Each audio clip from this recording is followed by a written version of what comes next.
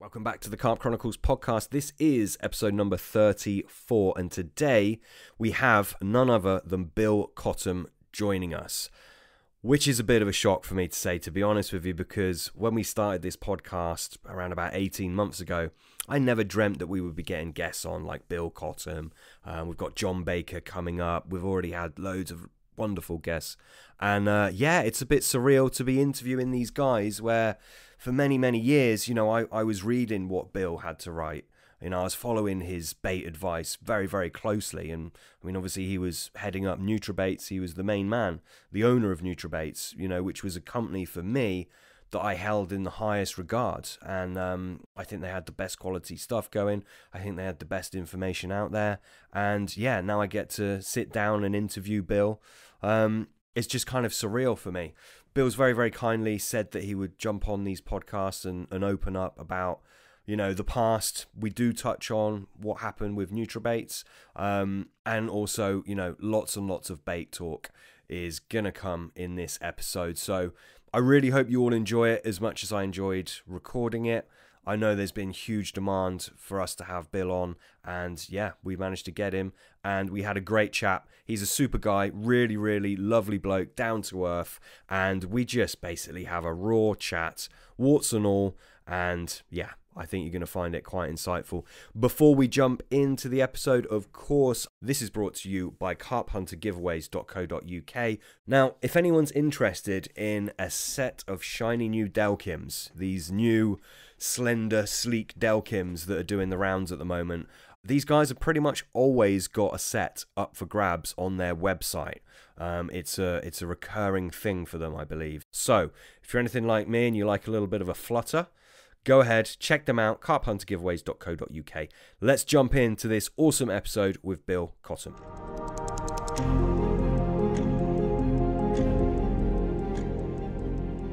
What are you drinking? I've got a bottle of Pinot. Bottle of Pinot? But it's a little bit early. It's a little bit early for me. I know you said you hadn't been drinking for a while, but what time do you usually start if you do? 10, 10:15, something like that. Was that just a nightcap, or are you a bit of a night owl? No, I'm a bit of a night owl. I'm normally sort of thumping away on the laptop until 10 o'clock or something, and then I turn that off and just relax for a couple of hours. Yeah, fair enough. You're putting us to shame with your sophisticated wine. Oh, man. Yeah, you are. It's not sophisticated. It's about £4, I think. It's not terribly sophisticated. Fair enough. That makes me feel a bit better. Yeah, I'm just on. I'm on some Stella, and I've got a couple of Camden Hells as well. Very nice. Like Camdens at the minute. Pete, are you teetotaling again? No, not teetotaling. Do you know what, mate? I've actually got a cup of tea just to get lubricated, get the old vocal cords going. But I've got a steam brew session IPA, which I've not had before, so that's getting a baptism of fire tonight. And then later on, I've got a couple of tributes as well. Good old St Austell Brewery tributes. Oh, nice. St Austell. That's it. Yeah, no, down in Cornwall. Do you know it, Bill? Not well. I've got a couple of very close friends who live down there, and I've spent a bit of time down there, but I wouldn't say I know it. That's it. I'm guessing Ken might be one of those. Ken, Andrew and Dean. I used to be very friendly with the guys who run Cloford Vineyard as well.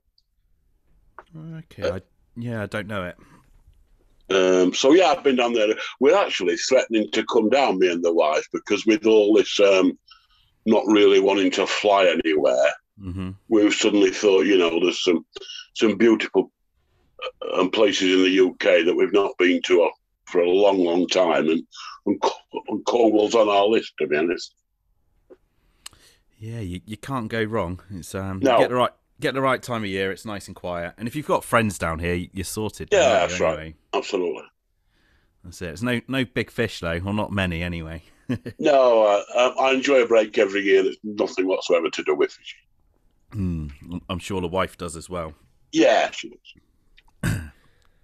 Did you used to go down and fish in Cornwall in the close season, Bill? No, I've never fished down there at all. No. Okay, fair enough. I know, obviously, Ken did a lot down. Yeah. Yeah, which I think he was with you then, wasn't he? Must have been. Yeah, he was with us from day one until I left, to be honest, which is one of the, there was about a dozen people who were with us from 1986-7 right through to 2015, 16, 17 when I left, and that made me enormously proud. I mean, it's very rare in this day and age to get loyalty like that. Yeah, definitely. And I don't know if you ever go on the forums and look in the bait sections. I mean, a lot of it is a load of rubbish nowadays and just bickering. But yeah, Ken's very active on the forums. And I don't contribute, but I'm nosy at it. He's still very loyal to you and I know he is. Baits of old. Yeah, I know he is. Very loyal chap. Yeah, it's probably worth saying actually for the listener before we kind of get into the meat of it all. Obviously, you're not with NutriBaits anymore. For those people that don't know, obviously, you founded it and ran it at the helm for many years. But you're not involved with any bait company right now, are you, Bill? No, I RG Baits in Rotherham see fit to sort of look after me with and from a bait point of view, and I give them a little bit of sort of help here and there, but I'm not involved on a business footing at all. I don't want it, if I'm honest with you. I had getting on for 35 years of it, and I loved every minute of it. I wouldn't swap a day of it, but I've had my time. Yeah, no, I totally understand that. Totally understand it. I mean, there's so much we want to cover. I mean, it's tricky to know where to start. I'm sure once we do start, we'll go down many different, rabbit holes with all of this. I think to start things off, obviously you're a bait man.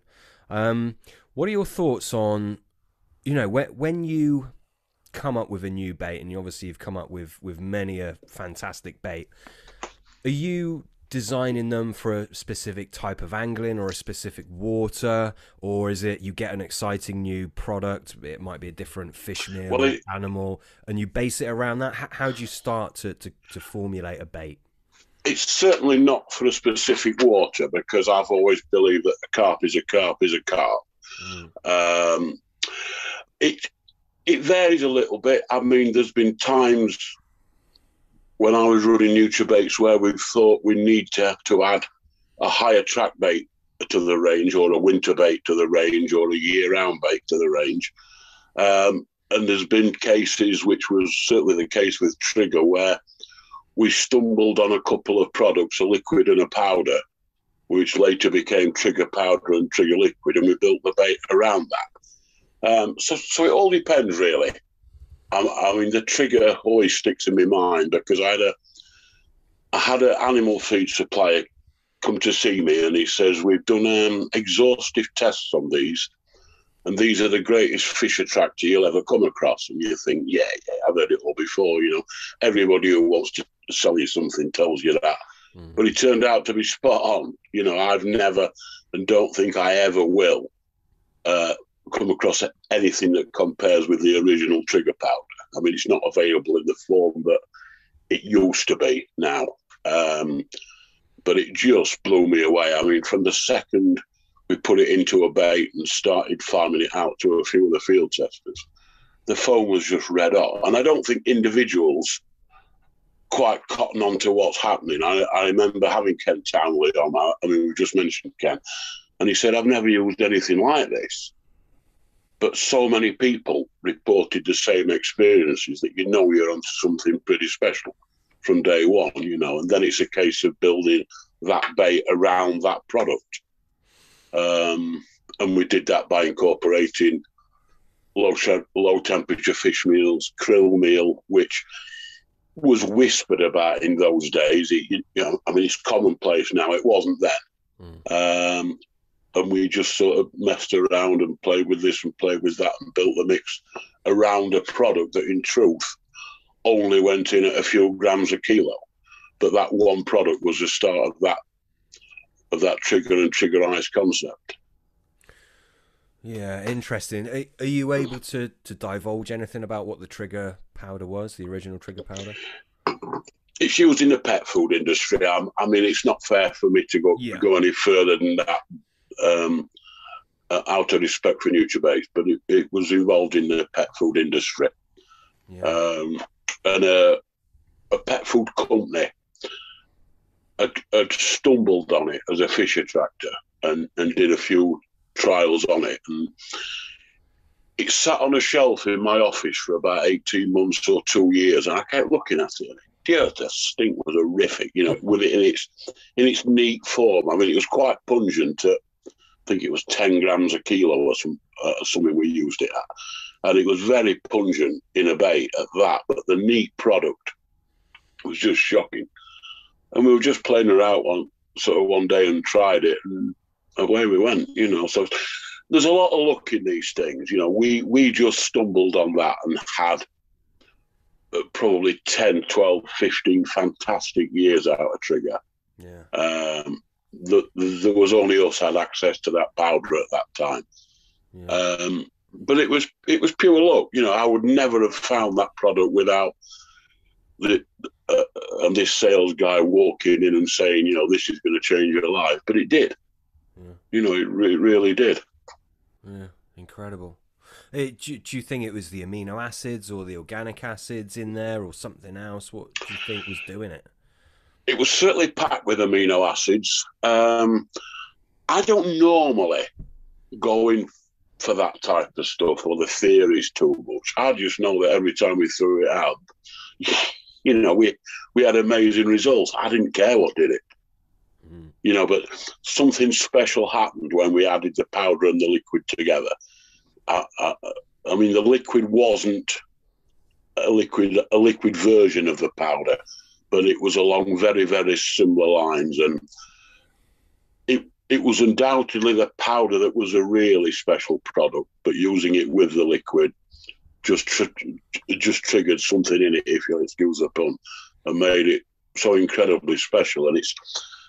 And the finished bait, again, possibly more through luck than judgment, and the finished freezer bait version was the best big fish bait I have ever come across. I mean, you either believe in big fish baits or you don't, but I've seen it too many times for it not to be the case. And that was the best big fish bait I've ever come across.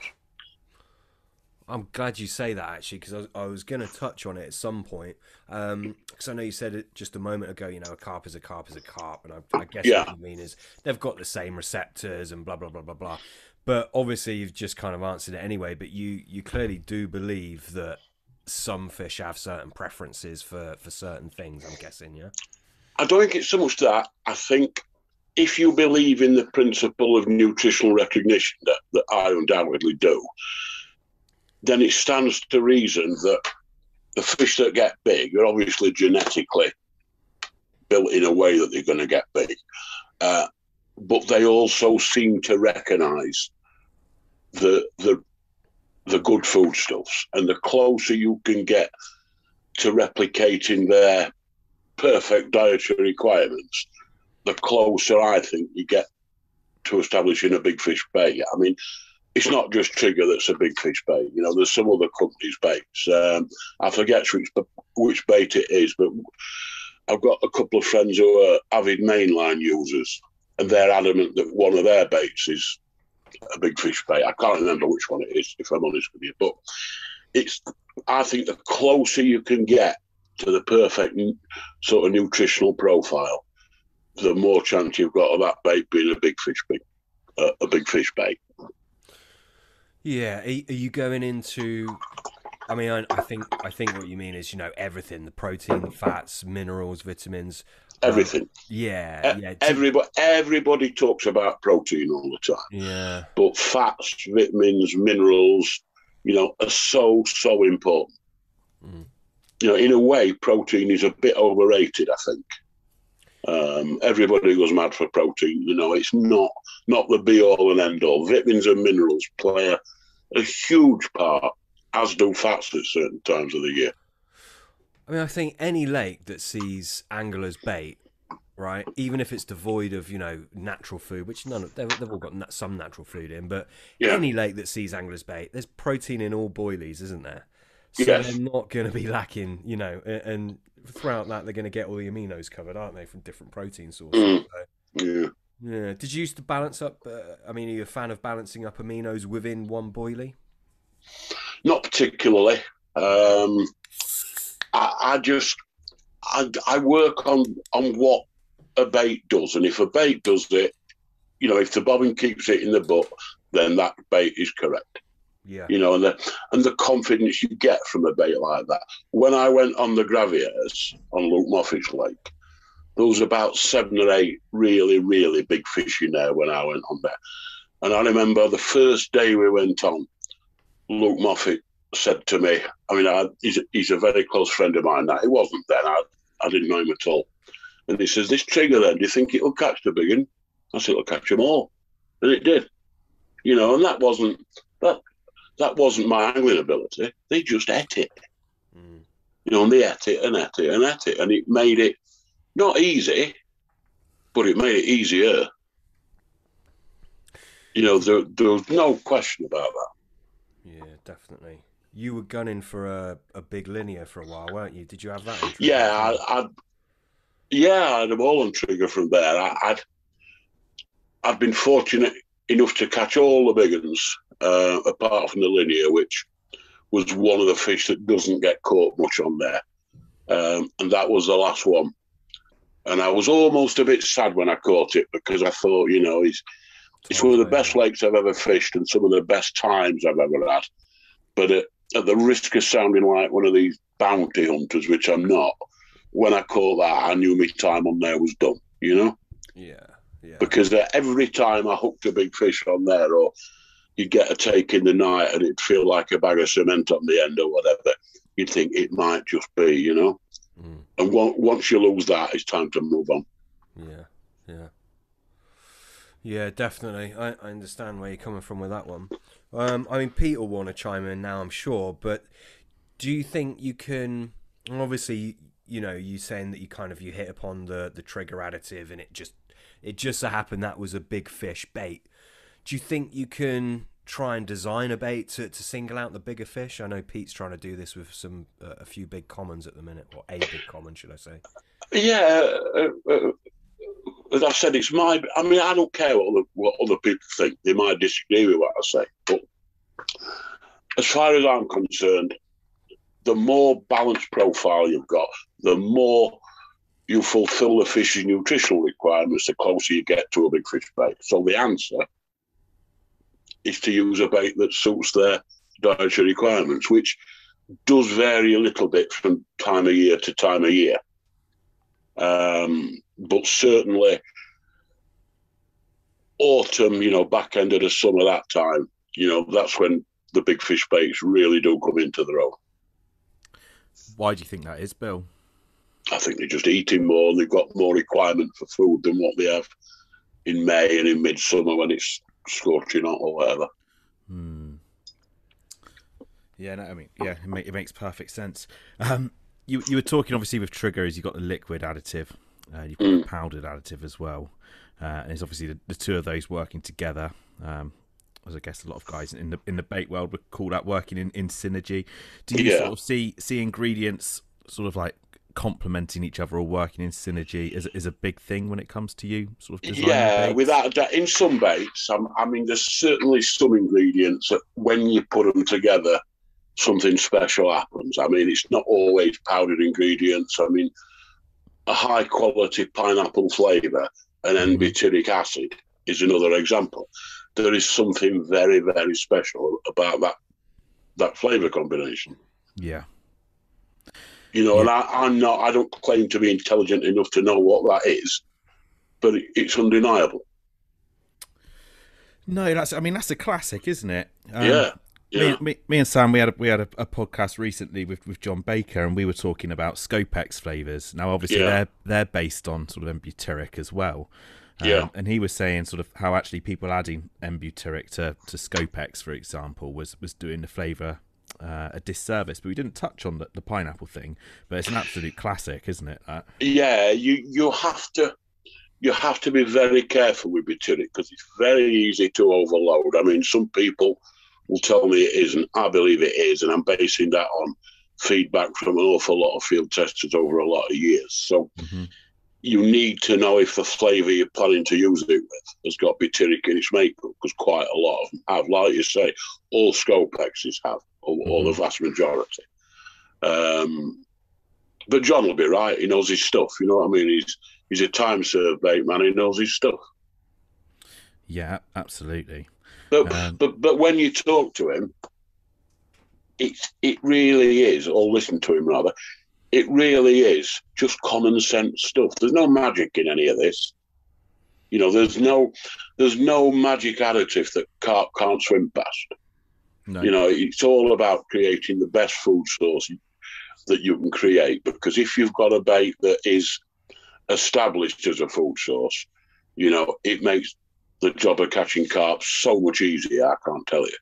You know, if you've got a lot of these baits, I've got a friend of mine who I'll not name, who uses the same bait all the time. He never puts it on the hook. He always puts an alternative hook bait on the hook. So you think, well, I've actually put that fish in my pond, or the pond at my parents' house. They don't eat it. The fish don't eat it. And he thinks it's great because he's caught all these fish on it. He's catching them all on bright red pop-ups over the top. Mm-hmm. And so a lot of these baits, fish are picking up occasionally more through sort of curiosity value.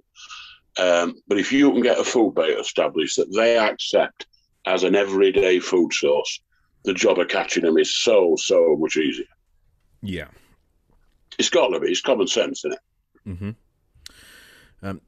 On that note about establishing baits, when you're putting something together, what would you look to do there? If you wanted a bait to become established, something you're going to feed year round regularly?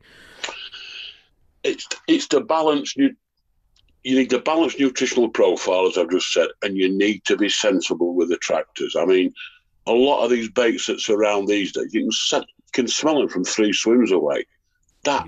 You really do not need to do that. You know, a lot of these guys who design koi feeds and things like this. Now, I know they're in a confined area. You know, they've got no choice but to eat it, really.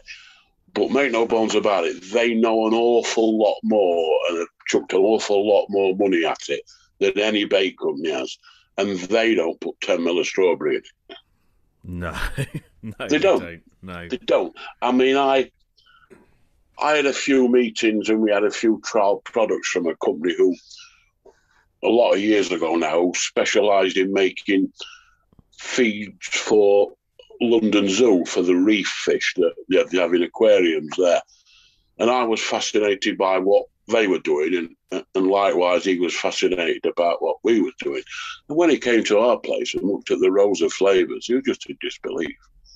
In absolute disbelief. But in saying that, he's not got to compete against his fish, have not got to compete against any other bait, or they haven't got to pull them in from 100 yards away. You know, they're like a caged animal, aren't they? You chuck it in, they eat them. But they still know an awful lot about fish diets, and they don't.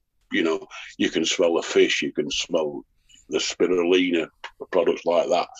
They don't put fruit flavours in them or monster crab flavours in them. No, absolutely not. That's it. And I think a lot of these koi feeds, etc., it's all very, very digestible, isn't it? There's a lot of wheat germ, and they want it to go through the fish. That's a very underrated product, wheat germ. Very, very underrated, particularly in colder water temperatures. Is that just for gut transit time or something else? Yeah, I think it is. Yeah. Just before we move on, because I can feel we're going to move on, when you're saying about establishing a bait, I mean, are you of the mindset that, you know, you get a bloody good bait put together and then you pre-bait with it, you need that water to see a lot of it and it gets better and better? Or are you more of the mindset, similar to John, actually, not to keep harping on about John Baker, but similar to his mindset, whereas if it's a complete, you know, very good food source, you don't need to really introduce it? What are your thoughts with that? I don't think you need huge quantities of a very, very good bait. I mean, there is a lot of baits around that you see in the press catching loads of fish all the time. But if you look behind the stories and look carefully, most of the fish that are caught tend to be on waters that are absolutely dominated by that bait. Yeah. Now, if everybody's putting sugar puffs in, you'll catch them on sugar puffs. You know, the really good baits are the baits that one guy can walk on a water that's dominated by another bait and be successful. That's a good bait. Yeah. But obviously, the more bait a particular water sees, the more it's going to get established. But I mean, most of my fishing is abroad now, or my serious fishing anyway. I'm never going to get a bait established. Or it might take me 3 seasons on the same water. But they remember, if that food source is that good, I absolutely believe they remember. Do you think you can do that in 3 seasons? But depends how much you go. Well, I was going to say, actually, I was presuming once a season. You're probably over there all the time, aren't you? Well, no, not as much as people think, believe me. No, fair and enough. not as much as the missus says either. But I'm fishing the water now. I've been there 3 years. I've been fishing it 3 seasons. I've probably had 8 trips. That bait is better there now than it was on that first trip. Yeah. Said, how much have you put in over the 8 trips? Not an awful lot. If I go for a week on that particular water, I normally work on about 30 kilo for the week. Okay. Plus a bit of hemp, bit of maize or whatever. But in terms of boil, it's about 30 kilos. Yeah.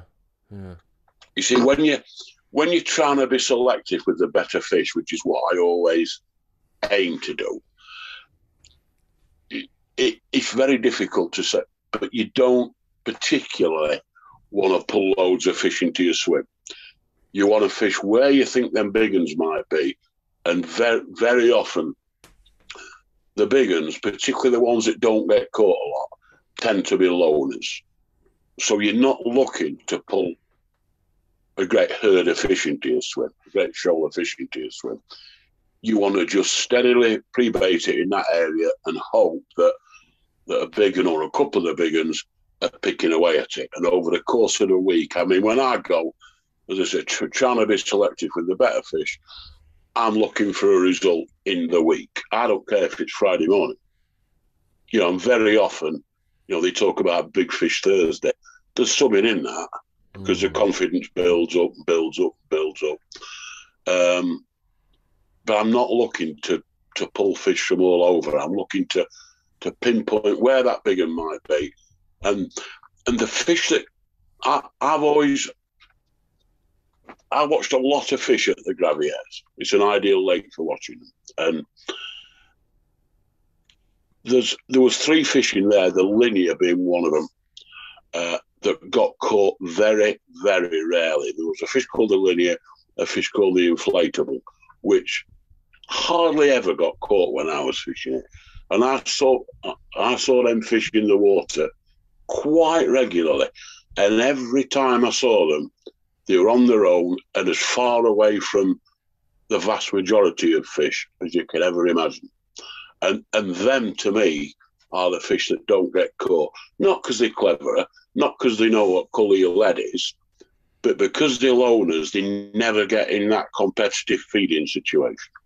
And that, to me, irrespective of size of fish, it might be an 18-pounder, irrespective of size, the fish that tend to be on their own are the fish that don't get caught so much.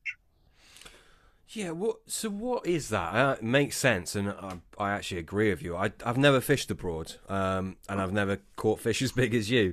But in the UK, you know, for what would be big fish in the waters I fish, I know what you're saying, but what is that? I mean, do you think they have to eat a lot of food to get that size? Do you think, and I'm sort of actually going on to a different subject now, but do you think the really old ones can maintain that size and weight with a minimal amount of food because maybe the metabolism goes down like an old human would, or what do you think is going on there? I don't think these fish that are loners are necessarily big ones. I mean, you tend to talk about the big fish that don't get caught much because people talk about big fish. You don't go to Luke Moffat's Lake or Dream Lake and say, oh, that 17-pounder with the broken scale, with the broken tail, that only comes out every 3 years. Nobody mentions it. No. So I don't think they've got to be big fish. I just think they're fish that like it on their own. I mean, I don't know what thought process fish have got. I don't think it's anything like what people perceive it to be. But there's something going on with them. Yeah, it's interesting. Yeah, I see. You see it in. I think you could probably witness that in every lake. Or I do. Vast majority of lakes, I think. Yeah, I do. There's always. I mean, I always think most of the lakes I've spent a lot of time on in recent years. I always think probably 30% of the fish make up 70 or 80% of the captures. Yeah, 70-30 rule, isn't it? Well, I'm guessing, but something like that, you know? No. Yeah. There's an awful lot of them that don't get caught at all. An awful lot of them that don't get caught much, and I think there's a handful that never get caught. And not necessarily big ones. I just think there's a handful of fish that never get caught. Yeah, no, I understand. So, I mean, something like fishing overseas, how do you target out the ones that you want? That just seems like a impossible task, or is it just a numbers game? It is.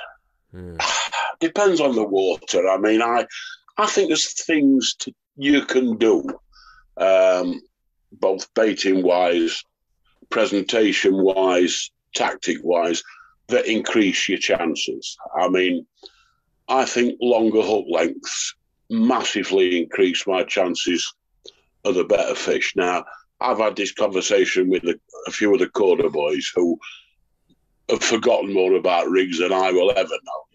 And they think I'm talking absolute rubbish, but it works for me.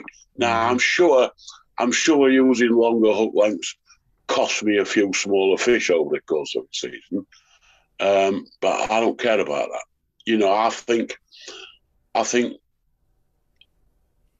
spodding 15 kilo of seeds out when you get there and trying to pull fish from here, there, and everywhere does not increase your chances of a better fish.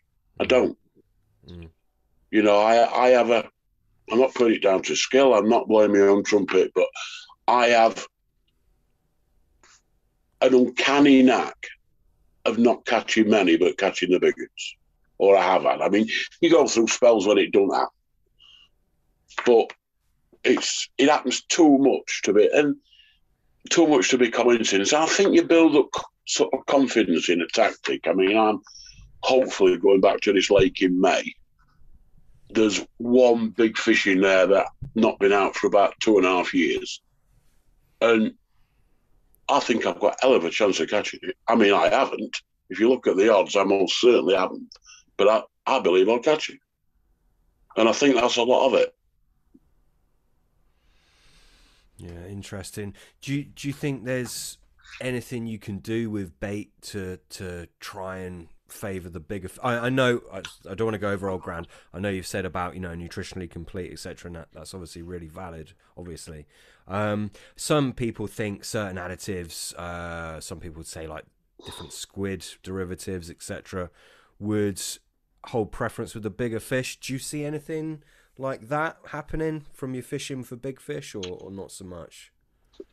I've never seen it. No. I've never seen it. I mean, it's very easy to draw a lot of these conclusions after the fact, innit? You know, you can say, I put squid in that and I've had a big one. You know, if you'd have put strawberry in, you might have had the same fish. It's very difficult. I mean, there's so many, a lot of the writers these days are so wise after the event, and a lot of them, God bless them, come up with the theories after the fact. And you think, well, we can all do that, you know. But I think your best chance of being selective is the way you apply the bait and your presentation. I really do. And boilies, big. There are exceptions. I catch small fish. People who fish seeds will catch big fish, but generally speaking, big fish eat boilies. That's why they're big fish. Yeah. They don't get to 75 pounds, 80 pounds by eating plastic sweet corn every day. Believe me, I ain't got to be the way I look now by eating celery every day. No, but it's true, isn't it? It's true, isn't it? Yeah. Yeah.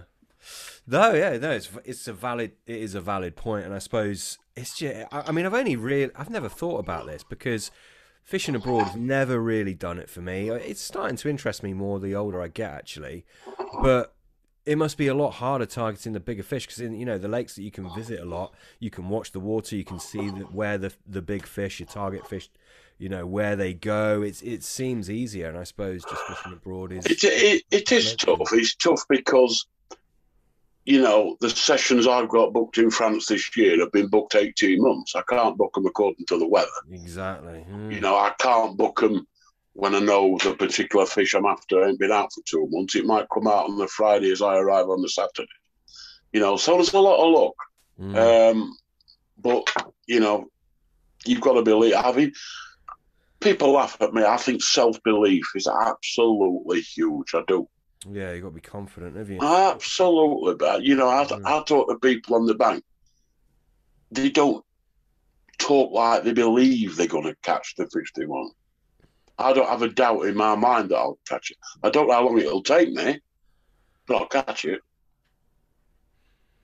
How does that try? Do you think that is just a case of then if you're confident, you're going to stick at it, you're going to apply yourself, you're going to be more on the ball? Do you think that's it, or do you think there's something else there? I just think in any walk of life. I mean, I'm sure if you talk to a professional footballer who's a centre forward, yeah, it's good. If he's confident of scoring, he's still the same player. But he's going to score more. Yeah. I've always been a believer that you can achieve anything you want if you try hard enough and if you believe it. If you don't believe it, you're wasting your time. You waste time going. Definitely. Yeah. Very, very interesting and very valid point. Okay.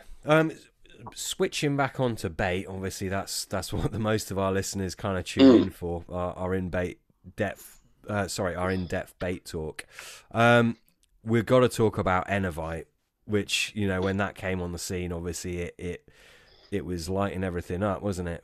Yeah. What do you think it was about Enovite that made it so successful for so many people?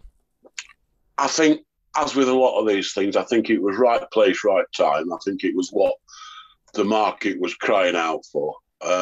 It's a very, very good bait, some very, very good attractors in there, more of a short-term bait than a long-term bait. And another thing it had going for it in terms of why it was successful is for about 3 years, everybody and a dog was using it, which is a hell of a good starting point. The more people use it, I mean, we couldn't, I don't know when it would be, 88, 89, we just couldn't mix it fast enough. I mean, we weren't mixing in the quantities that the bait companies do now because the market's changed so much. We could not bag it up fast enough. But it's I often think that bait now, I mean, I fish in France a lot of the time now. With the water temperatures over there now, I often think, I bet nobody takes 30 kilo Enovite. And everybody's fish real crazy and once it's a good bait, it's always a good bait as far as I'm concerned. And I'm sure it'd do so well overseas. But we used to use a 5-spice powder in there. Yeah.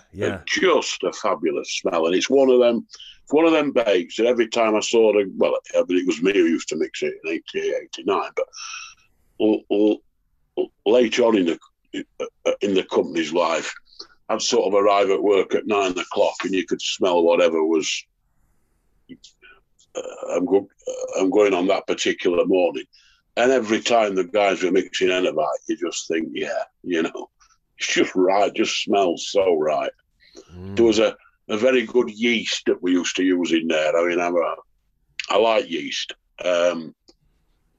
Yeast, mixed spices, Robin Red, and it was just a great combination. I mean, I used it a lot on the mangrove in Shropshire, and it absolutely took it apart. There's a couple of us, myself and Brian Garner, used it on there for a couple of years, and it took the place apart. It's one of them baits, I think, where when they get on it, they stop on it. Yeah, they just want it, don't they? I mean, the five spice. What is that? Just Chinese five spice? Was it a different five spices to what we would buy if we just ordered five spice? What was it? It just used to be called five spice. It was cinnamon, clove, cardamom. It's that long ago. I can't remember. Yeah. Cinnamon, clove, cardamom, possibly cassia. But it just smelled absolutely wonderful. It really did. Yeah. You had liver in there as well, right? Yeah, we had liver in there. Liver. Yeah. Yeah. Robin Red, a couple of other bird foods. My memory's going, do you know? It's not made anymore, isn't it? I don't know. You know more than I do. It's a great shame because, well, it's not a great shame because from selling so much of it, the sales of it did peter off when the old world went fish meal crazy. But it would catch a lot of fish still on a lot of waters. That, yeah, no doubt. You can't remember the recipe? I've got it. Right. Okay. Fair enough. But it's the problem is so many of the bakes these days, they're all so similar to one another. Yeah. You know, you look at Sticky's flagship, I can't remember the names, but you look at Sticky's flagship bait and RG's flagship bait and Nutribait's Trigger or whatever, they're all along similar lines. And I think Enovite was so different. And I think, as I said, it was right place, right time. I've been using a sort of, I haven't been using Enovite, but like a homage to it, for want of a better phrase, this winter. You know, it like a spicy red bird foods, essential oils, bit of liver. I guess people just hold fond memories of it, don't they? Yeah, I mean, it was. I can't take a lot of credit for it. I mean, it was Tim Paisley's brainchild more than mine. Yeah. But it was a terrific bake. Really, really was. Yeah. There we go. Something else that I mean, you did a few different additives that had a spice element to. You did the arouser, which was another one that was really well respected. Obviously, that's long gone, isn't it? Yeah, arouser was a blend of essential oils. We didn't blend it; we bought it in how it was. That was an animal feed product as well. Is it? But that was, yeah, I inherited that from a friend of mine, Nick Elliott, who sadly he's not with us any longer, but he used to have the first sort of specialist shop in the area where I live in Sheffield called Bankside Tackle. And he used to do a little range of products that I think he used to call Bankside Boosters, I think. And Arouser and Cajola were two of them. And when he packed up the shop, Tim and myself bought what he had and we continued Cajola and Arouser. And they were very good. Very, very good. Cajola was, wasn't that a creamy powder? Like yeah, or something? Yeah, it was Pancosma, yeah. Oh, very, very, very pokey on the nose, but a lovely product. I think that's still available. Certainly should be. Yeah. Okay. Do you know what the essential oils were in Arouser? No, I don't. No. Okay. I'll probably dig it out, but I don't know off the top of my head. No. I mean, essential oils. Actually, it was your writings and Nutribaits that got me into essential oils years ago. The cinnamon leaf. You did a cinnamon essential oil. I'm pretty sure it was the cinnamon leaf, wasn't it, that you used? It was the leaf version. It was. Yeah. Did you ever use the bark version? Did you ever mess around with different types of cinnamon oils? What were you finding? Yeah, I mean, when Tim and myself started Nutribaits, we did an awful lot of messing about with essential oils, and we got 4, 5, 6 varieties of most of them. And I actually preferred the smell of the cinnamon bark, but the cinnamon leaf was the one that caught me. Yeah. You know, cinnamon, cassia was another very, very good one. yeah, I want to come to cassia in a minute, actually, if that's all right. But Yeah. the cinnamon leaf, I mean, it's got a lot more eugenol in it. Yes. The bark version has got eugenol in, but nowhere near as much, and it's got some other bits in as well. Do you think it was more successful because of the higher eugenol content? Do you rate eugenol? What are your thoughts? I don't rate it on its own, but there is a pattern with high inherent eugenol levels and good attractors. In fact, we were talking about John Baker. I watched a little YouTube clip of him making bait this afternoon, and he mentioned eugenol, and he's spot on. You know, there's something special in it. Although on its own, I was quite excited when we got hold of isoeugenol on its own, but it did nothing for me on its own. But as an ingredient for a flavour, I think it's terrific. And I think quite a lot of essential oils have got eugenol in them, and there does seem to be a bit of a pattern there.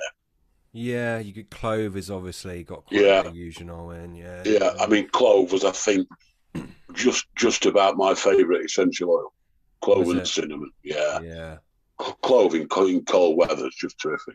You wrote about years ago. Well, maybe not that many years ago. You've been going at it a lot longer than I have, but you did your Madagascan clove and your guava. Was it guava? Guava, yeah. I used to use Bob Baker's guava, right? At Richworth Guava, and then we jumped on it and launched our own guava, which in truth was never quite as nice as Bob's. I never thought, but clove and guava, yeah, again, very, very special together. And clove with cream flavours as well is, pretty special. Yeah. Did Bob get his guava from R.D. Campbell's? Was it outside? He wouldn't tell me. You don't know? Yeah. I asked him. Yeah, I'm sure. Fair enough. Yeah, interesting one. We just spoke about the cassia. You had a product called cassia terps. Terpenes, yeah. Terpenes, yeah. Yeah. Was that just cassia essential oil, or was it slightly different than a normal essential oil? It came into us classified as a terpenes, and we always believed that you put stuff out as what it was. So that's what we bought it in as, and that's what we sold it out as. Right. Okay. We had a clove terpenes as well that was distinctly different to the Madagascar clove. Have you used cassia essential oil? Yeah, a lot. Yeah, a lot in years gone by. Yeah. Yeah, different from the terpenes version, or not? Not quite as good, I don't think. Right. Cassia essential oil and big commons. Have you ever noticed any theme with that? We thought we did. Cassia and molasses had an uncanny track record of pulling big commons or pulling commons, but I'm not sure. Again, if you get a few guys using it, I mean, I used to think a few of my mates were using it on Paxel Park, if you remember Paxel Park. Yeah. And they did very, very, very, very well with the commons. But in truth, there were loads of commons in there. Yeah. So you've got to be careful when you conclude these things. I find it hard to believe that I have written about it in the past about these products that pull big commons. I find it hard to believe when I think about it now that it can be the case. Yeah, fair enough. Nutmeg is another essential oil that's, well, I say it's similar. I kind of class like nutmeg and clove and cinnamon and cinnamon. They're cinnamon. They're similar kind of things, aren't they? Yeah. Nutmeg's an interesting one. Nutmeg in general, nutmeg powder is quite interesting on paper. Is that something you've ever had a mess with? Not the powder. the oil was quite popular in the early days, although I never thought it did as well as the early testing suggested it would. It tended to need a very, very good flavour with it. And then you've got the argument, well, would that very, very good flavour have caught them anyway? So I haven't used the powder. I've seen it. I haven't used it. I don't think nutmeg essential oil is one of the best, if I'm honest. What do you rate up there in terms of essential oils as the best, or do you think it's time of year dependent? All depends what you're putting in, what type of base mix you're putting them in. But if I had to pick my top half dozen, I would say clove, cassia, garlic, asafoetida when we could get it, juniper, geranium. They're all very, very good ones. But clove and black pepper are very, very special. I mean, I used to use black pepper a lot, and I went off it because I saw how much we were selling it, and I thought, everybody in the next swim's going to be using this. It's just outrageous when we first watched that, how much we were selling. Yeah. Yeah, it's definitely a popular one. It's a good one. Yeah, the garlic essential oil, they seem to vary a lot, and like the people I've spoke to who I would class as kind of, knowing their stuff about bait, it's got a bit of a divide. Some people absolutely rave about it. Some people saying, nah, it's not the one to go for. Can you tell us, maybe is it different types of garlic essential oil? Is it how it's used? What are your thoughts on that? There are quite a lot of different garlics. I mean, we got garlic oil from the Cheshire Shropshire lads who were very much into garlic and blue cheese, garlic essential oil and blue cheese flavour in the early days. And it's not a smell that I think is fabulous on its own, but it is very, very good with cheese or cream flavours. But it's not one I've ever used a great deal. What is that? So cheese and garlic. I mean, that in my head, that sounds like a tasty meal, right? I'm almost sounding. Well, I think that's what works with carp. Is it just us making that connection, or is it something else? I think initially, I don't know who first came up with it, but I think initially that was what they thought. That was well together. But I think it's like we said earlier, you can just stumble on these things that are very special together. I mean, when we stumbled on pineapple and butyric, I mean, there wasn't anything to suggest that they'd be so special. But as we said earlier, some things you can just put them together and magic happens, Yeah, it's interesting. Mexican onion oil was another one that you used to use, which was ridiculously strong. I used that, and I'm sure it was recommended in one of the NutriBaits write-ups or something like that. I used it with the cheese. You had a cheese flavour, didn't you? Yeah. Was that was it under the counter one? Was it or not? No, I don't think so. No, it was one of the elite flavours. Right. We, myself and Brian Garner used leek oil on the mangrove, and then when the supply of leek oil ran dry, we moved on to onion, just on its own. But I think again, cheese and onion. I think people just thought it sounds like crisps. Yeah. We'll try that, And then it's self-fulfilling prophecy, isn't it? Because loads of people are trying it, and loads of people are catching. Yeah. That is a very important thing about bait, like we mentioned earlier. You've got to be careful about how you rate baits, because if half the country's using it, there's going to be a lot of fish caught on it. There's so much truth in that. It's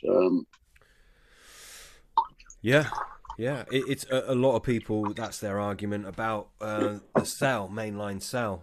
I mean, this is not my opinion, but a lot of people would say it's absolute crap bait. But because a lot of people use it, it catches well. I think there's probably got to be more to it than that. But I think there's an element of that because it as I said, it becomes a self-fulfilling prophecy, doesn't it? Yeah, I mean, I've got a lake down the road, and I mean, I'm not being critical of Sal, because I think a bait that catches that many fish has got to have a lot going for it. There's no doubt about that. Yeah, it's not shit, but, is it? You know. But there's a lake just down the road from where I live. Everybody uses Sal on there, and you walk round and they say, "Oh, I use Sal because everything's coming out on it." And you think, well, Yeah. you will do. Yeah. You know, but it is a good.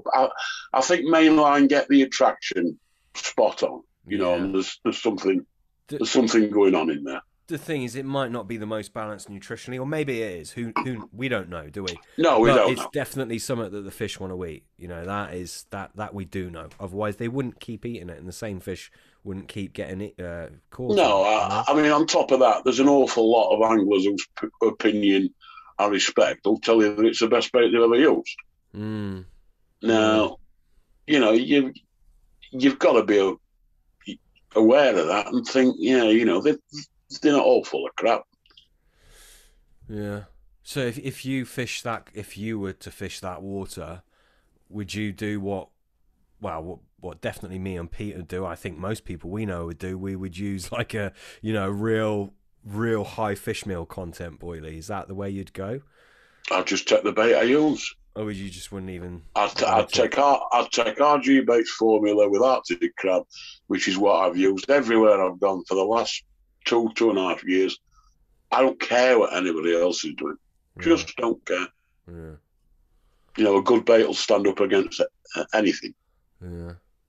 I mean, I've been on lots of baits, on lots of waters abroad where there's a house bait. I never take it. No. Never, ever. And you wouldn't seek to go total polar opposites to it, just to... No, I use what I use. I mean, the biggest mistake so many people make, I think, would be the choice is bewildering. Absolutely. I mean, it must be, because I know a bit about bait. Not as much as people perceive me to. I know a bit about bait.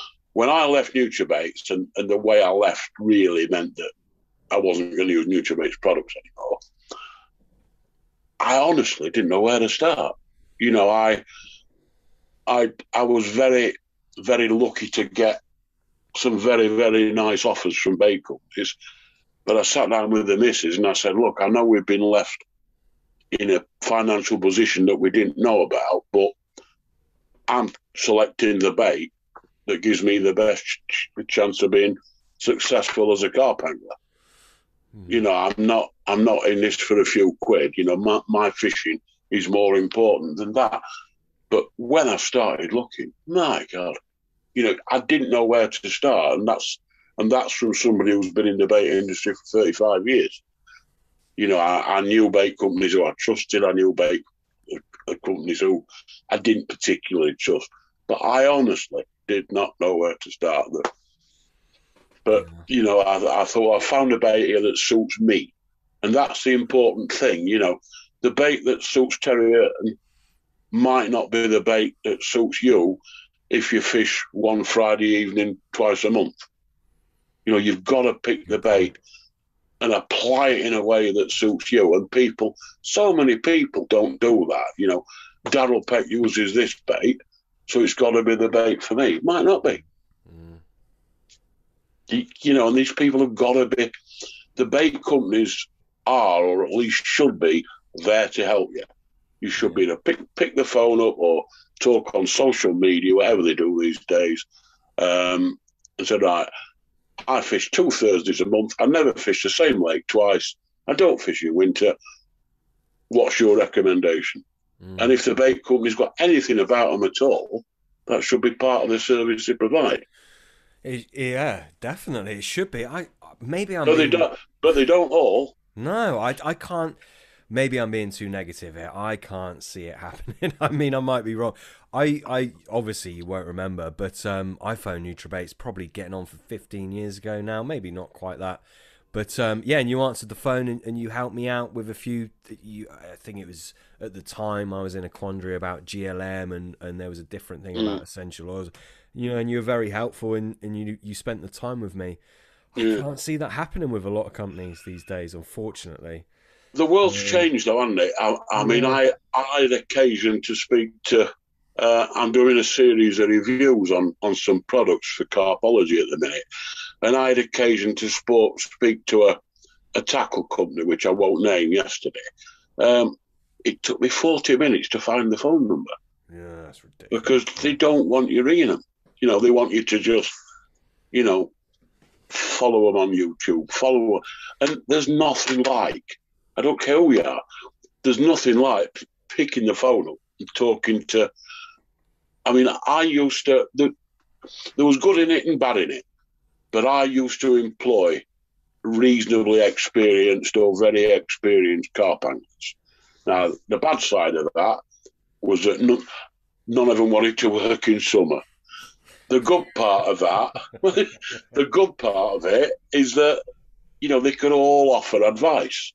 And I must say, if I want to replace my van, I want to talk to somebody, not click on Facebook and look at pictures.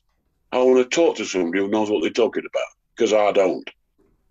I don't know what I'm talking about in the world of vans. I know what I want. I know what I need. I don't understand them, so I want to talk to somebody who does. And people are just like that with bait, but I think it's gone all that. It has, yeah, it has, and I think maybe a bit of the passion's gone as well. I don't know. You seemed pretty, happy to help me, and you could say you're pretty passionate about helping me. Maybe that's gone. I know we keep mentioning John Baker. He's the same. He'll spend. I was just after your money. After your money. Was it? Yeah, that's what it was. Reckon you. No, but John's like me. He's a bit old school. Yeah. That's the way he was brought up in the bait industry, and I'm sure Mike Wilmot and people like this are exactly the same. They know the stuff and they'll give you time. A lot of these companies, you ring up and you get a young lady who runs accounts or receptionist or whatever, or a young fella. I'm not being sexist. They don't go fishing. That ain't no good if you want advice on bait. You want to talk to somebody who's used Big Fish Mix, who's used Sal, who'll tell you what the best flavour to put in B5 is. You don't just want a receptionist who'll tell you the product code, how much it is, and where the nearest stockist is. They don't tell them anything. Yeah, definitely. But the world's changed, hasn't it? It has, yeah, it has, and I think it's probably going to change even more. To be honest with you, just the way it's going. It is. It's just going to gather steam and get worse in that respect. And don't get me wrong, there's some good. We're in an instant age, aren't we? And there are some good points to that. We can't all be doom and gloom, but yeah, of course there is. The personable side of business certainly seems to be dying out, doesn't it? Yeah, it does. You mentioned Big Fish Mix. I'd love to chat about that. Obviously, David Moore's. I think it was his recipe anyway. I'm pretty damn sure. Yeah, very much so. Yeah. Yeah, I'd love to talk about that. Before we move on, we were talking about essential oils. I know Pete will kill me if we don't talk about garlic essential oil more. I know Pete's looking into garlic at the moment and garlic essential oils. Pete, you got any questions for Bill on garlic? I know you're even fermenting your own garlic at the moment, aren't you? I am, yeah. So that's purely from looking at the good bacteria, essentially, that could come from that. I don't know if you've got... Sam's just sort of jumped me on that one, but I don't know if you can expand on garlic as a health benefit for carp at all. Yeah, again, there's nothing... It seems to be a health benefit for most of God's creatures, doesn't it? Yeah, absolutely. Dogs particularly. We've always kept dogs, me and the missus, and garlic's a huge deal for them. Liver's a huge deal for them. Mm-hmm. Garlic and liver together is pretty exceptional. Yeah. But it's... I can't say to your hand on heart that, they improve the health of carp, because I don't know for sure. I tend to think things that do one creature good, there are exceptions, but things that do one creature good will tend to do another creature good. And there are health benefits to garlic, undoubtedly, as there are to things like honey and nectar and things like that. So I think it's valid, but it's not black and white, I don't think.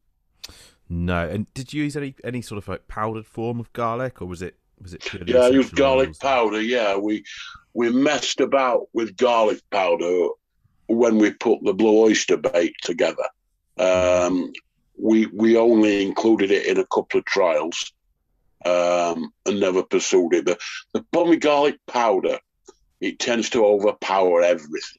Yes. And I'm not a lover of products that overpower everything. The five spice in Envite probably being an exception, because that overpowered everything, but it was a wonderful smell. You know, garlic isn't one of them smells that I particularly want overpowering a bait. No, absolutely. And it's like with me, with my sort of my tinkering and my experimenting, rolling small batches just to play with garlic essential oil. So I want to try and use like the powder form, the essential oil, but using the essential oil, it's so hard. Like one drop goes seriously far. The stuff I've got at the moment is incredibly overpowering, like you say. Yeah, you need to cut it a bit. I mean, if you almond oil is the best oil to cut an essential oil with. So if you put 10 drops into 10 mil, yeah, you can then go down to using half a mil or quarter of a mil, can't you? Yeah. Nice. Half a drop or quarter of a drop. That's it. And if you were sort of blending essential oils, would you look to do that on a base with like almond oil normally? Yeah, I mean, we used to do two versions of leek oil. A pure leek oil, which was a bit overpowering, and a leek on almond oil, which allowed you to use it at sort of lower levels because people couldn't get. I mean, I'm going back to a time when people used to make 6 egg mixes, which they don't so much do now. No. You know, they tend to ship a load of it off to a bait roller, don't they? But when you were using a 6 egg mix or a 4 egg mix, even, I mean, the younger carp tigers out there won't have a clue what I'm talking about. But I mean, we used to break 4 eggs into a bowl and add 12 ounce of base mix or whatever, didn't we? And in that situation with leek oil, with the leek on almond, you could use, once you'd cut it with the almond, you could use the equivalent of a quarter of a drop. Yeah. Yeah, that is a top tip. So why almond oil? Is there a reason for the almond? It just tends to mix well with the essential oils without any emulsification or anything. Mm-hmm. Yeah, that's the thing. I mean, I've blended oils before, and I've in the past had difficulties, and I've had to sort of like heat them a little bit, not going crazy, but just warm them over a low heat, and that often does the trick. But the almond seems quite easy going like that, does it? Yeah, it is. Yeah. No, excellent. I think you want to be very careful, heating essential oils, because it can help them to blend. It can also explode your house, which isn't ideal. No, I've not got that far. I'll tell you what. Everything I do like that, though, I have to say, I do it outside on my little gas stove. Yeah, it stinks the house out, and they're pretty volatile things, aren't they? That's the trouble with essential oils. They're so strong, and the smell lingers so much. I mean, when we first started the company, we ran for the first 2 years in my parents' garage, and they used to have underfloor central heating, and the boiler was next door to the worktop where we used to bottle everything. And I'd finish work at 4 o'clock and think, oh God, the house stinks of garlic. Mum's going to be home at 5 o'clock, and it just, you couldn't get rid of it. It's just horrific. That's it. And the other thing with essential oils as well is they vary hugely. I don't know what it was like back then. I wasn't sort of around rolling bait back when you were sort of sourcing a lot of these ingredients, but they vary like tremendously. Did you find you were sort of buying them in batches from different suppliers and then just testing from there? We always tried with all our ingredients and all our additives not to vary suppliers. If we bought black pepper from one supplier, we stuck with it. But you've got to be careful because so many essential oils are cut before you buy them. Yeah. And so often you're not told. I mean, you know, I know what we used to see for pay for black pepper or clove. And if you used to see it at a third of a price, you know, you'd get companies ring up, oh, we can do that for half price. You think, yeah, there's only one way you can do it for half price. That's it. You know, and that's cut it. And it's very, very hard to tell. Very hard to tell. No, absolutely. So I've got something for you, Bill. Recently we did a podcast with Dr. Patrick Mills, and he sort of, I don't know if you know who he is, but I know of him. He's very much his research is chemoreception. Yeah. And he sort of like dropped a bit of a bombshell with us that betane's actually not very attractive to carp from it. Yeah, I saw that. I had a little look at that. Have you? Because obviously, I imagine you're quite an advocate for betaine over the years. Where does that sort of sit with you? Remind me again how many 70s is called, will you? As I said to you at the start, you know, I don't care whether people listen to me, believe what I say. I know it's made a huge difference to an awful lot of baits over the years and will continue to do so. I bow to his knowledge about, you know, the science behind it. As I said at the start, I don't care about the science. I care how many times that bobbin smacks against the butt. That's all I care about. I'll bow to his knowledge because guys like him have got an awful lot more knowledge about the theory than I have. But it's not always as cut and dried as that. No, absolutely. And he's very much, I mean, everything he does is, I'm sure, on the absolute highest standards. But it's all laboratory tested. And yeah, it's not, yeah. It's like we said about the koi feed. The guys who develop that, the knowledge is unbelievable. But when you're dropping it on the heads in a tank, it is totally different to fishing 140-acre gravel pit with 15 carp. Absolute different world. And I always take on board what they say. And as I said to you, I bow to their knowledge. It's many, many times greater than mine.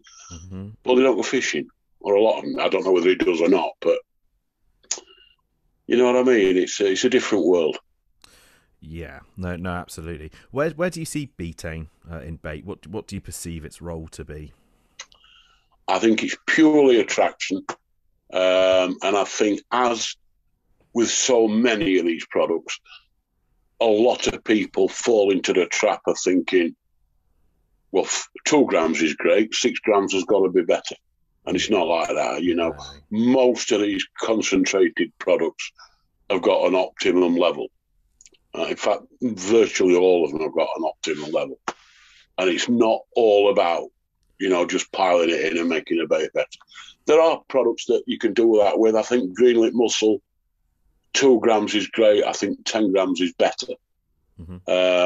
But betaine, there's certainly 2 to 4 grams per pound in old money, or half a kilo is spot on. And do you have a preference over the type of betaine? There's obviously 2 which are widely available to us bait makers. Yeah, I used to like the hydrochloride, but I think both are valid. But I'm probably saying the hydrochloride because that's the one that we always used to use. Yeah. Do you know what? It's obviously that's an acidic one, isn't it? Just sort of. I guess I've changed tack a little bit with my bait making. And I tend not to use betaine HCl now, and I tend not to use too many things like organic acids. I know I don't use them at high levels at all, actually, in bait. But I tend to shy away from that now, with my theory of, like, the carp have an alkaline tract, and I think maybe a lot of acidic items, especially at certain times of the year, might be more difficult to digest. Is that something that sort of crosses your mind at all, or? Yeah, you've got to bear it in mind, but I don't stay awake at night worrying about it, I've got to say. You know, I just, it's very, very easy with bait to make it harder than what it has to be. You know, and I think it's easy. The more you delve into it, I think the more you can fall into that trap. Mm-hmm. I think you're right, and we've had this chat numerous times. I've just recently got into rolling bait again, which is ridiculous because it takes up an awful lot of time. It takes away from fishing time now, to be honest, for me. Yeah. And I guess you can start banging your head a brick wall when you sort of you go around in hoops and circles, and everything sort of, you can start at one point, you go to X, but you always come back to point zero. I fell into the trap in the 80s, early 90s. You can overcomplicate all this. There's no doubt. If I look at the best catchers of carp that I know, I mean, Terry Hearn, you know, he's without equal in my book. He's not messing about like this. He's just a great angler. Mm-hmm. A moment ago, you when you're talking to Pete there, you mentioned GLM. Yeah. What is it about GLM that's so freaking good? If you think it's so good, is it the fact that it contains betaine, DMPT? Is it something else? What is it? I think the betaine content is important. It is undoubtedly one of the best carp attractors I've ever come across, particularly at highish levels. Yeah. Again, I don't want to keep repeating myself, but I really don't worry about why. No, it just is. You know, I mean, I didn't think trigger could be improved when we had the original trigger recipe. But when we used the high level greenlit mussel, which I think we christened trigger and then some, it just improved its again. It's just a mind-blowing additive. But I think it needs to be used in baits that have at least a percentage of fish meal in the makeup. I mean, I've tried it in Enovite. I've tried it in Blue Oyster. Doesn't seem to have the same impact. But when you use it with a predominantly, or a bait with a good percentage of fish meal in, that's when it comes into its own. Yeah. Yeah, I mean, I think you're on about the full fat GLM, not the defatted shit that a lot of people sell. Yeah. Which really annoys me, and I think I've spoken about this with a bit of annoyance since we ever started this podcast, like nearly 18 months ago. A lot of the companies, they're selling the defatted GLM like it's, you know, it's better and blah blah blah blah blah. Some people are saying it's more shelf stable. I get that, maybe it is because the fat can't go rancid, but it should be fresh anyway, shouldn't it? But yeah, like you're saying, it's cheaper. It's almost a waste product, isn't it, if it's defatted? I mean, no offense to anybody who's selling it, but to coin my mate Ken Townley's phrase, it's about as much use as tits on a bull. Yeah. It's just has no part in a bait makeup, really. I mean, I'm not saying it doesn't add a little bit, but it's two such different products. Yeah. You know, the full fat and the defatted, but it's cheaper. So then we've got to lead on, and I know people will want to know as they're listening to this. Does that mean it's the fat content that's good, or is something taken away by the defatting process? I think there's something taken away. Yeah. Because the smell varies from batch to batch. You don't get the same consistency with it, certainly not. You don't get the same muscly smell. So I think, I'm not sure how it's defatted, but it ain't the same product. It tends to have a bit of a plasticky smell to it. Yeah, I can't imagine it's a gentle defatting process, is it? No, I wouldn't have thought so. Pretty harsh on the product, and then it's yeah. I mean, it is almost. It's a bit harsh. It's almost a waste product. Yeah, exactly. Yeah. But the difference in price to the vape companies is huge. You ever? I don't think there's any such product, but have you ever looked into British mussels, like the blue mussels we get? Well, I've not looked at British blue mussels, but I've looked at blue mussels, and if you really dig deep, there's a lot of suggestions that they can be toxic. Yeah. So it's not a route I would go down. I think there's blue mussels and blue mussels. Is that toxic to humans or well, I wasn't bothered, to be honest. As soon as I read that was me done. Was it?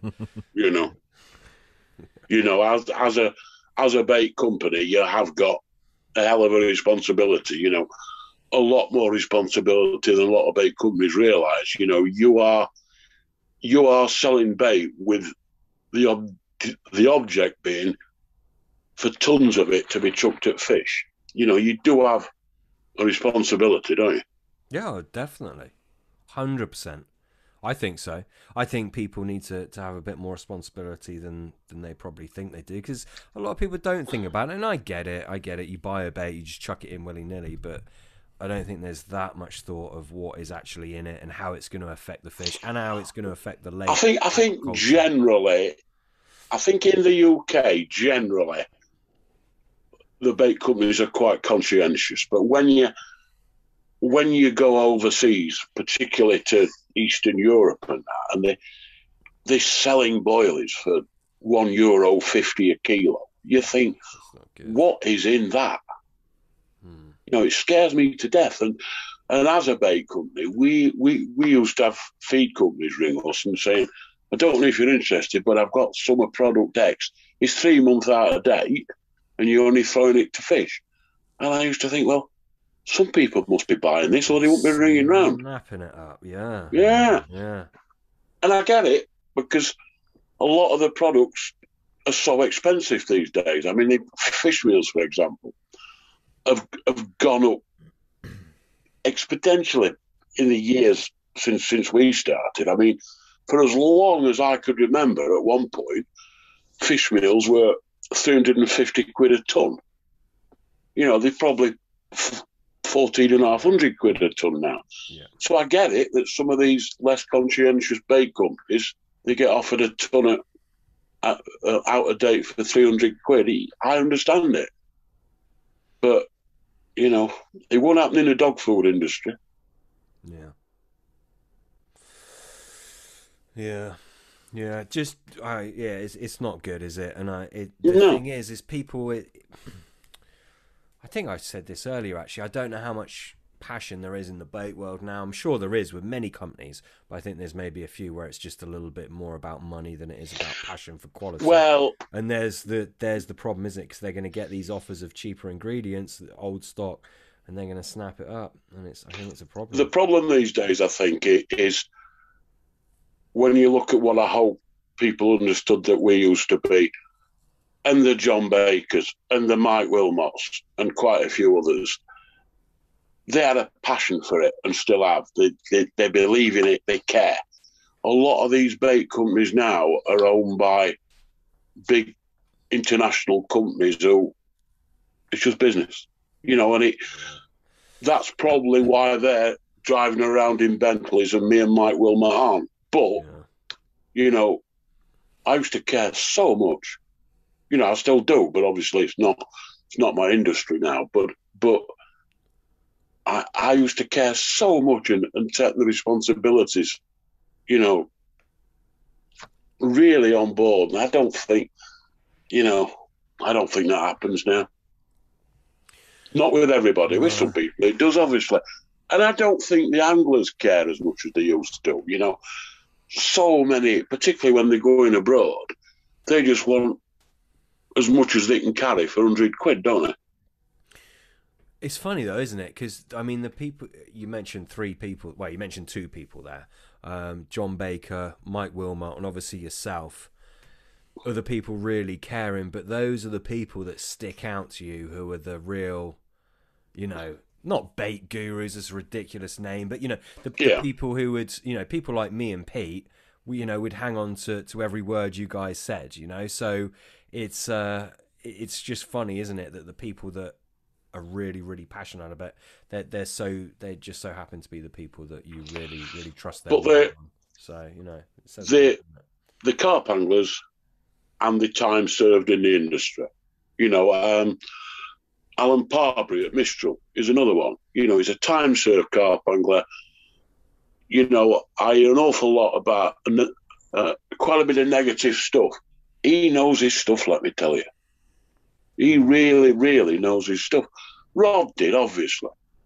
You know, but the common denominator is they are carp anglers and understand carp fishing. Yeah, yeah. You know, there's some of these companies now are owned by people or multinationals where the top man probably never caught a carp. You know, it can't be the same. They can't have the same feel for it. And it's when I look at my time in the bait industry, as I say, I won't swap a day of it, but I probably cared too much about what we were doing and what we were providing. And the accountant will tell you not enough about $1. Yeah. You know, that's, if a businessman looked at it, that's what he'd say. I mean, we used to sell our high noval, and we brought high noval back because barbel anglers were crying out for it. We used to make bugger all on it. You can't make money on an out-and-out milk protein bait in this day and age. But then barbel anglers wanted it, and I felt, you know, we should provide it for them, and I was proud that we did. If you ask me accountant, he'd said I was insane. It's not all about the money, though, is it? Well, depends who you talk to, doesn't it? Yeah, yeah. You know, if you talk to the guys with the Bentleys, yeah, it is. Yeah. You know, no, but it's a worry though, isn't it? Because I mean, who's coming through? That's maybe there is some people I just don't know about them. But who's coming through that has that passion? That's I think a lot do. I think a lot do. I think Sticky do. I think DNA do. Right. I think Mainline do. One of the reasons I went to RG is the young, I say young guy, he's a lot younger than me. I don't know, he'll be in his 30s. Greg, who runs it, he cares so much.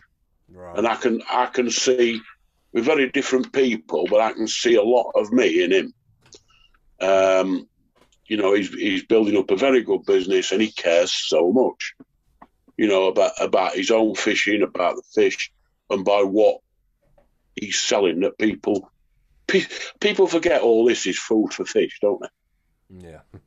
You know, I've been singing from the rooftops for years and years and years, and I used to think that nobody listened about this listed ingredients on the packaging. You know, you're not going to give the exact recipe. No. But you can't buy ferret food, parrot food, dog food, rabbit food without seeing a full list of ingredients and a full nutritional breakdown. And yet, you know, we can buy tons and tons of bait, throw it in lakes, and nobody's got a clue what's in it. Yeah. It can't be right. Pet. No. It's can't be right. Pet. No, it's not right. No. Can't be right. You know, and these things are, everybody's moaning about this Brexit thing, and you can't take bait to France and this and that and other. You know, we had that for years. You know, you can't export to Serbia. You can't. It's all about getting the correct paperwork, the veterinary certificates, the veterinary inspections that we used to have. You know, I don't know what is required to export these things these days, but it's doable. It's doable. It's just, it'll sort the men out from the boys a bit. I think over a period of time, it will sort out the ones who are doing it right from them who are not. Yeah, which will be interesting to see what happens, won't it? Because I think the game's going to change a bit. I mean, someone who's obviously massive in the UK bait world is Jeff. Did you have any dealings with him? I know a lot of Jeff Bowers. Yeah, Jeff Bowers. Yeah. No, I don't believe I've ever spoken to him. I was a guy who I was speaking to on social media last year said that he wanted me to phone him, and I never got. I'm not good at ringing people from cold, and I never did, but I'd like to. From a distance, I've got an awful lot of time for him. He knows his stuff.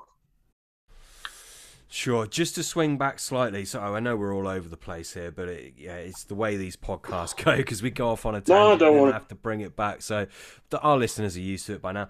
Just to quickly touch upon GLM again, you mentioned going in at high levels. I know when you said that, people would have been kind of like screaming out for what you think is a high level. What is it in a feed bait? Would you increase it just for hook baits, an alternative hook bait? What's a high level for GLM for you? In a food bait, 10, 12 grams a kilo, per half kilo. Okay. 10 or 12 grams per half a kilo. Per half kilo, yeah, which is difficult financially, I get that. Yeah. But it makes an absolutely colossal difference. Yeah. Yeah, definitely. Would you increase that for hook baits? We do. Yeah, maybe. I think 10 grams is probably the optimum level. I mean, I do use boosted hook baits, but not as much as a lot of people. Cool. I mean, I'm a massive fan of alternative hook baits, or a snowman with a what do they call them these days? Match the hatch, they call them. Now there's a bottom one in it. Yeah. Oh, that's right. That's where it's at now. You've got to get all that. You've got to have the lingo. Yeah, you've got to have all the lingo. But it's a match the hatch on the bottom and a snowman with an alternative pop up on the top. It's caught me so many fish. I never used to buy many sort of bright pop-ups. I always used to make my own bait, and feed, to be honest with you. But your pink pepper pop-ups, they did well, didn't they? Yeah, very. They did. It's black pepper, though, isn't it? I mean, it's just a great smell. It's high-level black pepper, a lot higher level than what you'd ever use in a food bait, but they're not eating it. You just want them to pick it up once. Are you able to say what sort of level you'd go at with black pepper for a hook bait? Say if someone's just knocking up a 1 egg mix at home, how high are you talking? If I'm being honest with you, I can't remember how much goes in, and I think it was something like 4 mil per half kilo, something like that, in the black peppers. Crikey. In the pink peppers, I think. Might not be as much as that. I've been to bed since then. I can't. It's high. That is high. That's ridiculously high. Yeah, it might have been 2 or 3. Yeah, but it's again the only hook baits. Yeah. They don't eat them. You can definitely overdo things in just hook baits. So I got a pond with carp in, and I test the bugger out of them. You can overdo it, can't you? You know, you really can. Undoubtedly, yeah. With some things, yeah, undoubtedly. You got more leeway than something they're going to suck in many, many times and eat, though, haven't you? Of course. They're not breaking it up with their phalangeal teeth, which I think stimulates more receptors, doesn't it? So yeah, I know what you're saying. That's the difference. That's the difference. They're not actually eating it, are they? No, exactly. You just want them to want to sample it. Yeah. Well, yes, but you want them to suck it in with enthusiasm, don't you? You want them to take it right back in the mouth. So you do, but they're still not going to eat it. No. Do you look into the whole, to put it in layman's terms, taste, smell, the gustatory response, the olfaction? Do you prioritize either of those? Do you try and get a happy medium? Do you look into that stuff, or do you literally just let the fish tell you what they like? I have done over the years. I mean, Tim and myself used to read and read and read. And as I said to you, you can make it too hard. You can make it harder than it need be. So to answer your question, do I now? No. Yeah. No, fair enough. Another thing that you mentioned was your blue oyster bait, which I think was that your last... That was your last release bait, wasn't it? At the helms of NutriBaits, pretty much? Yes, I think so, yeah. Yeah, it was. Yeah. Yeah. I think it had, well, I know it had hexanoic acid in it. Was it just based around the hexanoic acid and the oyster flavour? Or?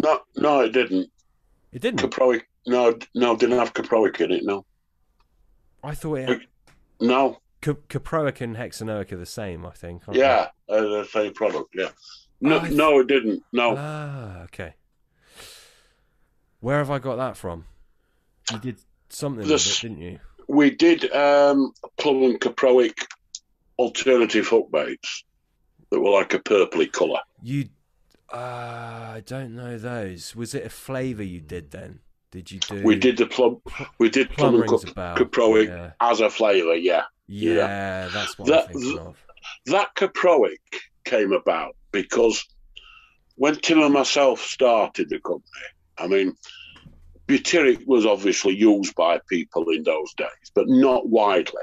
And we got butyric and caproic. And in truth, we did very, very well on both. Results were very, very similar. I used caproic and juniper oil for a while. And because we were limited to what we could do in those days, we launched butyric, and I guess you could say the rest is history. And we didn't launch caproic.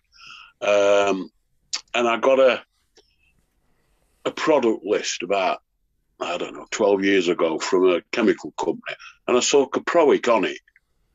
And I just thought, aye, nobody's using that. So we, that's where that came about. And I don't think anybody had used it much before then. I mean, butyric's commonplace now, isn't it? But I don't think caproic, well, I don't think it still is. But I know what you mean about the blue oyster. It did have the flavour we're using now, did have a hint of that, I guess. But no, there was none in there. I might just have been totally confused, to be honest, Bill. Did they come out about the same time, towards the end? Yes, they did. Yeah, it's probably me, mate. I didn't, to be honest, I didn't use any of those. Would probably be, when did it come out? 2014, 15, probably. Yeah. Which was that when you left, pretty much? No, I left. I sold the company in 15. And then the new owner got in trouble financially and went bankrupt with a number of companies. And it got bought up by a guy who lives locally to me. And I worked for him for a while, and then I left in, God, I can't remember, 17 maybe, 18, can't remember. So I'm not up on this at all then. It's had two owners since you then, didn't know that.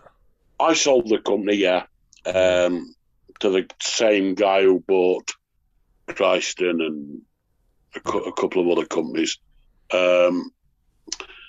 He had too much on his plate and went bankrupt. And then the guy who owns it now bought it from the liquidators and asked me if I'd continue to get involved, which I was very keen to do. I mean, I had no intention to walk away or to leave at all. It come as a total surprise to me that I had to. But it's the way of the world, isn't it? Yeah. It's unfortunate, isn't it? But yeah, I mean, it absolutely. When I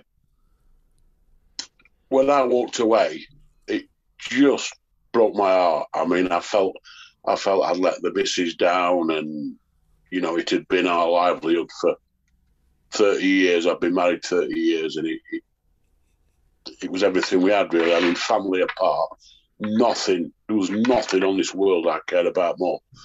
And to walk away, I remember driving away, parking around the corner, and just bursting into tears. And I thought, this is just pathetic. And then I had to go and tell the missus that I'd walked away from my job and this and that and the other. And I had a real bad 18 months for my nerves. But you got to put it in perspective. You look at what's happened around the world. That in 20 and 21, and you think, put it in perspective, But it broke me out. I'll not deny it. Yeah. I mean, it's a tricky one. I know we spoke before we recorded this on the phone, and we had a Zoom meeting, and we said we weren't going to go into the whole NutraBait's departure thing, but is there anything, I mean, do you want to touch upon it anymore and, let people know? Because I know obviously everyone's very interested in it, but at the same time, it's your personal business, It's a very difficult one for me. I mean, when I sold the company, it was not for the amount of money that I heard banding around, I have to say, but it was for, in the world that I live in, a life-changing amount of money. I mean, I'm just a fella from Rotherham, and it was to continue to work as a consultant, advisor, whatever you want to call it, and get this sum of money was just fantastic. And then he went bankrupt, and it didn't quite work out how I'd expected. And then the company was bought off the liquidator by a guy who I knew of but didn't know personally. And it didn't work out, and I ended up walking away. I mean, it's always difficult when I try to see it from both sides. I think when you've owned something and run something for 33, 35 years, it is difficult when somebody else suddenly owns it. I've had this conversation with a couple of mates who sold companies. It is hard, that. But I was 100% committed, and it just didn't work out. So I felt I had to walk away. I owed it to myself to walk away, which was difficult financially. I wasn't ready to pack up work. I think I was 54 years old. I think I wasn't. There was no plan to pack up work, and I just drove home, walked in the kitchen, and said to my missus, "You better sit down. I ain't got a job anymore." And other than angling, there's not much I can do. I mean, when I left school, I was a lifeguard and a tennis coach. Right. Yeah. I'm not quite capable of doing stuff like that now. So there's that and NutraBait. It's the only two jobs I've ever had. So it all comes a bit of a shock. We had to adjust our lives a bit, and so I do a bit of consultancy work now. I'm quite happy with that. Keeps the wolf from the doors, and I do a bit of writing, and so life's very, very different. But if I'm honest, I'm very happy. I'm at peace with the world. I've watched my mum and dad. I lost my dad last year, and my mum barely knows who I am. So I've been able to give a bit more time to them. I mean, when I was running NutraBait, there's mistakes I made. I remember my father saying to me, it'd be about late 90s. We were doing very, very well. I mean, we had money in the bank that I could never have dreamed of. And my dad said to me, you can't continue on your own. You've got to surround yourself with a few people who can take some work off you.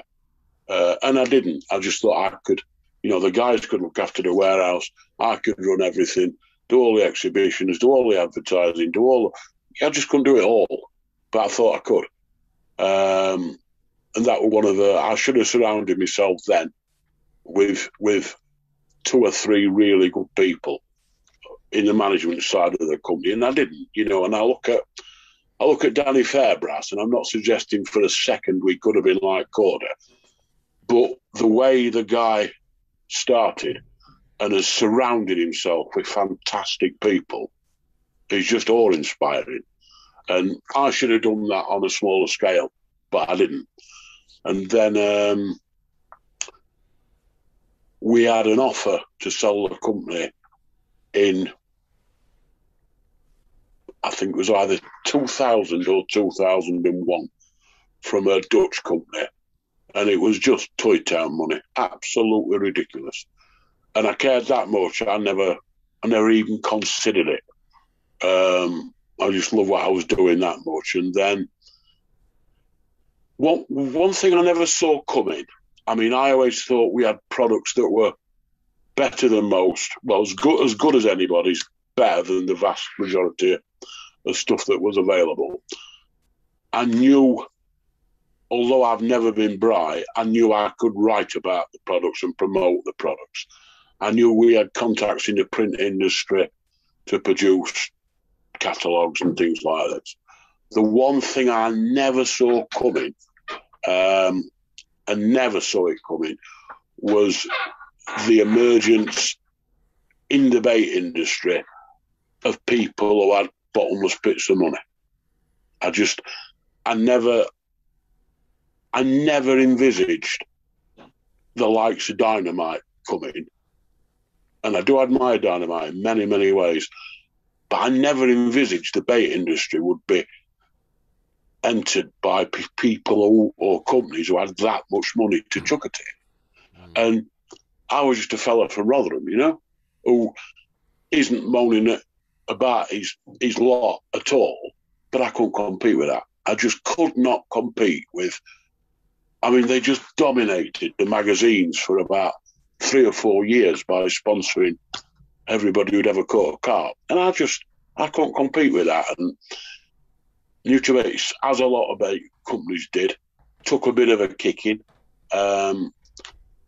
We were always all right financially, but the stress built up a bit. It was difficult. And then I think it was 2014, 15, I had a bleed on my brain.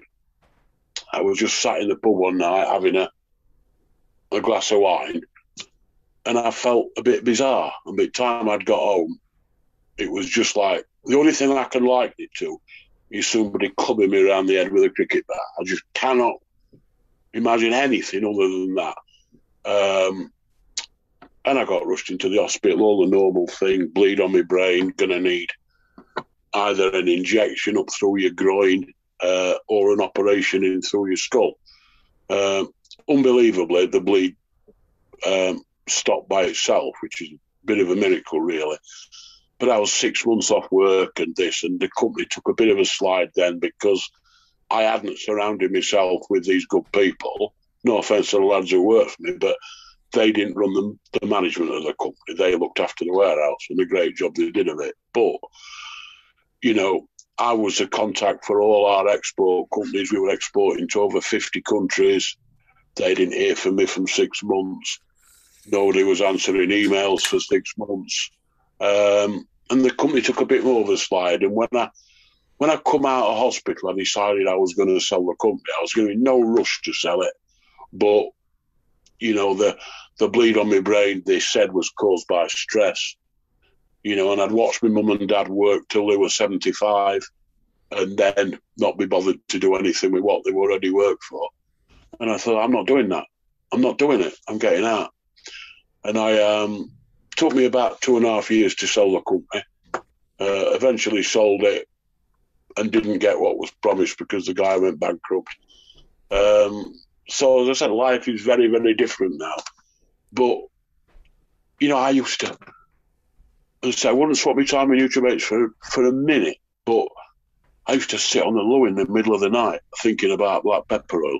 I used to sit in the bivvy thinking when casein were due in. I don't do any of that anymore. I just worry about Sheffield Wednesday now. And that's all I have to worry about, how my football team's doing.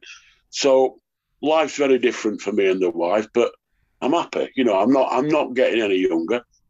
I'm 58 now. I love my fishing.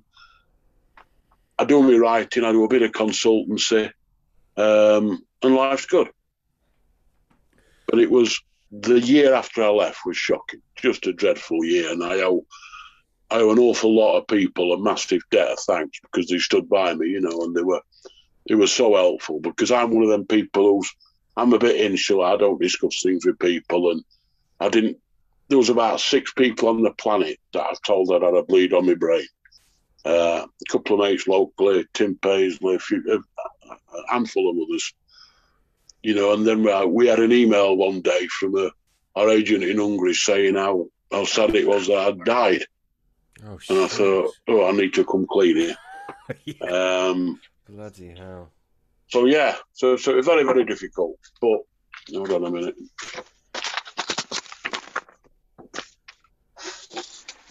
I'm gonna get some back. Yeah. Get out the back. Yeah. Like daughter borrowing money. Sorry about that. So not too much, was it? No, only 20 quid or something. Ah, it's all right. She heard you talk about the settlement. That's what. Yeah, I think it was. Yeah. So life's very, very different. I'm as keen as ever fishing wise. I don't miss the stresses of running my own business one bit. So there we are.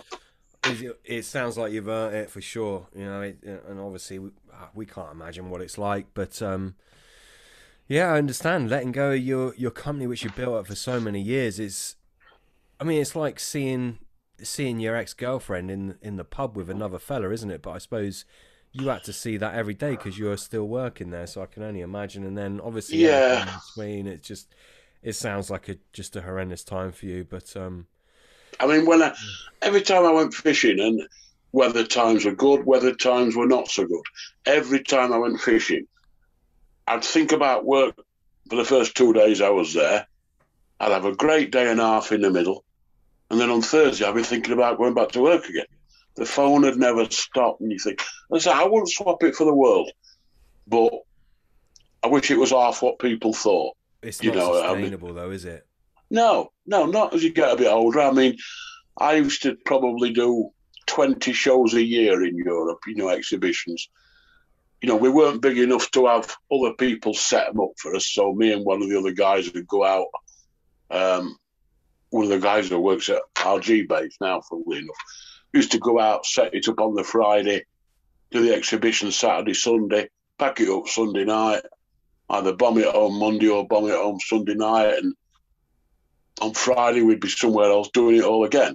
And in between times, I have to do a week at work. Now, I used to do all that easily when I was 28 or 30. It's a lot harder when when you get to sort of mid-50s. And it was killing me. It was just killing me. And I never stopped enjoying it because I love the bait and the carp angling side of it. But a lot of the time, the bigger we got, when I was watching that John Baker film this afternoon, I thought he's still got that enthusiasm, got that. Yeah. A lot of the time for us, we got that big, that quick, that I might as well been selling biros or women's shoes, or it didn't matter that it was bait. It was just paperwork and red tape and invoicing, and it was just non-stop. Yeah.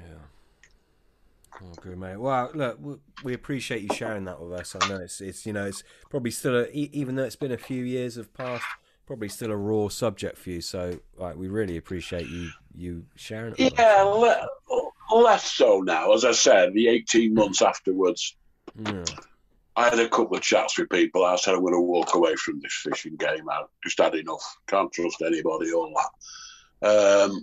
But as spring comes round again, you think, there's nothing else I could do. It's all I've ever done, really. The bait and the fishing is all I've ever done. And I thought, I've just got to, and I enjoy my fishing so much now. I've never, running your own bait company, I've never felt pressure to catch. We had loads and loads of sponsored anglers who were catching. I think after 30 years, people realised that the baits we were producing caught a few. But I never felt pressure to catch. But now, I just go without a care in the world. And it's nice. It's nice. I can imagine, mate. I can imagine. Bill, how are you doing for time? You wanting to shoot off? Do you want to? No, I'm fine, mate. No, I'm all yours, mate. Or we can split it over another evening, whatever's easiest for you. It's up to you, mate. What would you rather? That might be easier if it's all right with you. I've drunk my bottle of wine, which might have a bit more to it. I'm worried that my daughter's just disappeared with my credit card. We'll round it up, and yeah, we'll do a part 2. Thank you so much. No problem at all, mate. I've enjoyed it. Thanks for asking me. Yeah, thank you so much, and we'll catch up with you soon.